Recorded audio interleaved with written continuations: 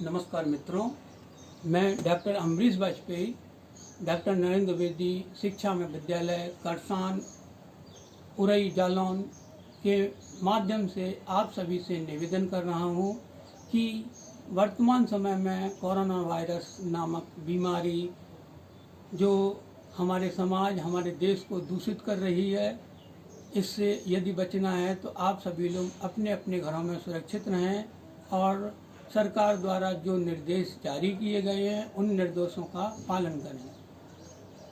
मैं इस वीडियो के माध्यम से उन सभी आदरणीय बंधुओं को नमन करना चाहता हूं जो इस ग्रुप के आदरणीय सदस्य हैं।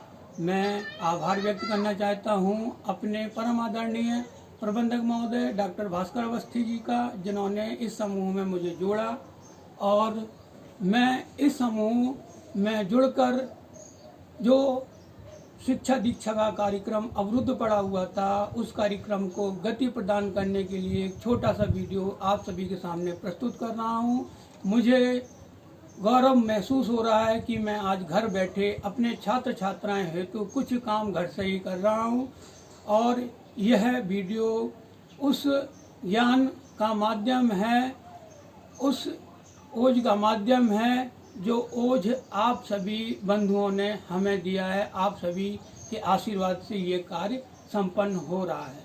मैं इस वीडियो के माध्यम से अपने छात्र छात्राएं हेतु प्रस्तावना कौशल नामक प्रकरण पर चर्चा करना चाहता हूँ। प्रस्तावना कौशल, जैसा कि आप सभी को विदित है कि शिक्षण कार्य आज ही नहीं परंतु प्राचीन काल से चला आ रहा है। वैदिक समय में शिक्षण कार्य गुरुकुलों में, आश्रमों में गुरुजनों के माध्यम से दिया जाता था। जैसे जैसे समय ने गति पकड़ी, विज्ञान और तकनीक का विकास हुआ, वैसे वैसे हमारे शिक्षण और शिक्षण अधिगम की परिस्थितियों को भी सुदृढ़ बनाया गया और इसी के तहत आज हम इंटरनेट, वीडियो, यूट्यूब के माध्यम से ज्ञान का प्रेषण और अर्जन कर रहे हैं। शिक्षण प्रक्रिया 3 बिंदुओं से होकर गुजरती है: शिक्षक, छात्र और पाठ्यक्रम।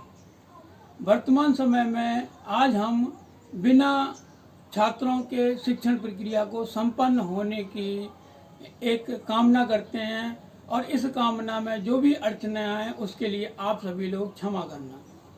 हम आज प्रस्तावना कौशल की बात कर रहे हैं।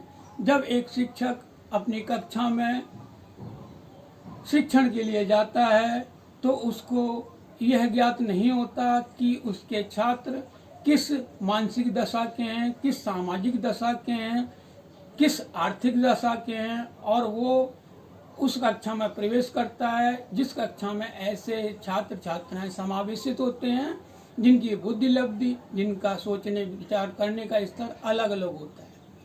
अब हम इस प्रस्तावना कौशल के माध्यम से, जो प्रस्तावना कौशल हमारे शिक्षा शास्त्रियों ने, मनोवैज्ञानिकों ने हमें दिया है, इसके माध्यम से हम उस कक्षा को, जो एक अनभिज्ञ कक्षा है, जिसकी दशाओं को, जिसकी परिस्थितियों को एक शिक्षक नहीं समझता, उसको समझने योग्य बनाने के लिए कुछ सूत्रों का, कुछ युक्तियों का हमारे शिक्षा शास्त्रियों ने हमें प्रोवाइड किए, हमें दिए। उसी में से एक है आपकी प्रस्तावना कौशल।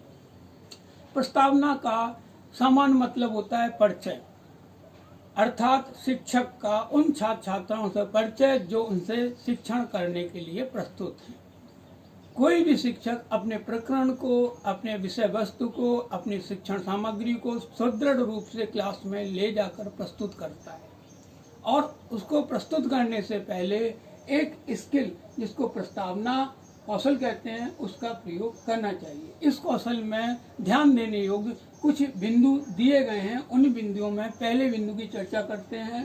नंबर 1, पूर्व ज्ञान से संबंध। जब शिक्षक किसी भी विषय को, उस विषय में किसी भी प्रकरण को कक्षा के सम्मुख लेते जाता है तो कुछ ऐसे प्रश्नों का निर्माण कर लेना चाहिए जिससे उस कक्षा में बैठे हुए छात्र छात्राओं के पूर्व ज्ञान का पता लगाया जा सके। कहने का मतलब यह है कि यदि हम किसी कक्षा में जाते हैं तो उस कक्षा के छात्रों को क्या वह बात आती है जो हम पढ़ाने जा रहे हैं क्या वह उन बातों से परिचित है, क्या वह उन तथ्यों का ज्ञान रखता है। तो जो हम पढ़ाने जा रहे हैं, कहने का मतलब ये है कि हम किसी भी चीज़ को पढ़ाने से पहले उन छात्र छात्राओं के पूर्व ज्ञान का पता लगाना चाहिए। जैसे कक्षा 6 में पढ़ने वाला छात्र कक्षा 5 या 4 कक्षा का पूर्व ज्ञान रखता है। ठीक है। नंबर 2, जो प्रश्नों का हम निर्माण करते हैं वो प्रश्न हमारे मूल पाठ जो प्रकरण है उस प्रकरण से संबंधित होने चाहिए। प्रश्न श्रृंखलाबद्ध होने चाहिए। कहने का मतलब क्या है, श्रृंखलाबद्धता क्या है? श्रृंखलाबद्धता है जो प्रश्न हम करते हैं उन्हीं प्रश्नों से के उत्तर से हम नवीन प्रश्न का निर्माण करते हैं। जैसा एक छोटा सा एग्जाम्पल उदाहरण देकर हम आपको बता रहे हैं। हमें क्या पढ़ाना है? हमें पढ़ाना है उत्तर प्रदेश के बारे में, हमें पढ़ाना है उत्तर प्रदेश राज्य के बारे में। तो हम कैसे श्रृंखलाबद्ध प्रश्न ले जाएंगे कि राम के पिता का, भगवान राम के पिता का क्या नाम था? तो बच्चों ने उत्तर दिया राजा दशरथ। अब राजा दशरथ कहाँ के राजा थे? तो बच्चे उत्तर दे रहे हैं अयोध्या के राजा थे। वर्तमान में अयोध्या किस जिले में किस जगह स्थित है? तो उत्तर आएगा फैजाबाद या उत्तर प्रदेश में स्थित है। तो उत्तर प्रदेश के बारे में आप लोग और क्या क्या जानते हो? कहने का मतलब क्या है कि इसमें से जो उत्तर निकला उसी से प्रश्नों का निर्माण किया गया। इसको बोलते हैं श्रृंखलाबद्धता। अब बात उठती है नंबर 4, समुचित अवधि विस्तार। जो आप प्रश्न पूछते हैं, जो उत्तर ग्रहण करते हैं, वो एकदम से सीक्वेंस वाइज नहीं होने चाहिए, उसमें कुछ रुकना चाहिए। कहने का मतलब ये कि राम के पिता का क्या नाम था? पहला, दूसरा, तीसरा। कहने का मतलब क्या है, एक छात्र से पूछेंगे, दूसरे से पूछेंगे या तीसरे से पूछेंगे तो उसमें क्या है, समय हमें उचित समय देना पड़ेगा। एकदम से हम दूसरा या तीसरा प्रश्न नहीं करेंगे। छात्रों को अभिप्रेरित करना, हमें ऐसे प्रश्नों का निर्माण करना है जिससे छात्र और छात्राएं अभिप्रेरित हों, ज्ञान की तरफ उनका आकर्षण हो, उनकी रुचियां उस प्रकरण की तरफ प्रभावित की जा सकें। नंबर नेक्स्ट है अपना नंबर 6, उत्साह एवं सजगता। हमें ऐसे प्रश्नों का निर्माण करना है, हमें ऐसे क्रियाकलाप का निर्माण करना है जिससे छात्र छात्राएं उत्साहपूर्वक, सजगतापूर्वक, ध्यानपूर्वक आपके ज्ञान को ग्रहण कर सकें। हमें इसके साथ साथ नंबर 7, उपयुक्त उपकरण एवं साधनों का भी प्रयोग करना है। कहने का मतलब यह है कि हम जिस विषय को पढ़ाने जाते हैं, हम यदि भूगोल को पढ़ाने जाते हैं, हम यदि इतिहास को पढ़ाने जाते हैं या हम हिंदी को पढ़ाने जाते हैं, तो हम क्या पढ़ाने जा रहे हैं, किस प्रकरण को पढ़ाने जा रहे हैं, उस प्रकरण से संबंधित कुछ पाठ्य सामग्री, कुछ सहायक सामग्री को ले जाना भी उचित है। उस सहायक सामग्री से होता क्या है कि बालक और बालिकाएं संबंधित प्रकरण पर ध्यान का आकर्षण बनाए रखेंगे, उनकी रुचियां उसी तरफ आकर्षित रहेंगी। इसको हम एक उदाहरण के माध्यम से आपको बताना चाहते हैं। एक बार एक शिक्षक ग्रामीण विद्यालय में शिक्षण का कार्य कर रहा था।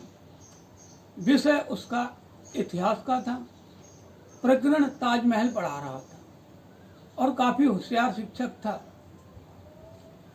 छात्र छात्राओं की मीमांसाओं को भी पूरी कर रहा था, लेकिन उसके पास शिक्षण सहायक सामग्री सिर्फ श्यामपट्ट और चौक व डस्टर था। वो चौक, डस्टर और श्यामपट्ट के माध्यम से ताजमहल किसने बनाया, क्यों बनवाया, कब बनवाया, कहाँ बनवाया इत्यादि प्रश्नों को छात्रों को बता रहा था और एक ऐसे वातावरण का निर्माण कर रहा था जिससे अधिगम सशक्त हो जाए। लेकिन उसके पास सहायक शिक्षण सामग्री का अभाव था, एक मॉडल, एक चित्र का अभाव था जिसके माध्यम से उन छात्रों को बताया जा सके कि ताजमहल होता कैसा है।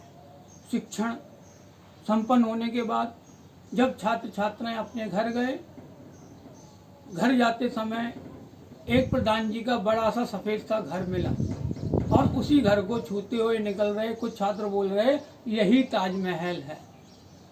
तो ज्ञान का क्या हो गया? ज्ञान का विनाश हो गया। जो मेहनत शिक्षक ने उन छात्रों के लिए की थी, उनको ज्ञान के विकास कराने हेतु की थी, वो बेकार हुई। कहने का मतलब ये है कि जिस विषय को आप पढ़ाने जा रहे हैं, जिस प्रकरण को आप समझाने जा रहे हैं, यदि आपके पास कोई सहायक सामग्री, शिक्षण सहायक सामग्री है तो उसको भी ले जाइए, जिससे छात्र की रुचियाँ, छात्र का ध्यान, छात्र की जिज्ञासाएं, छात्र की मीमांसाएं, छात्र की इच्छाएं पूर्ति होती रहेंगी और आप एक सफल अध्यापक बने रहेंगे।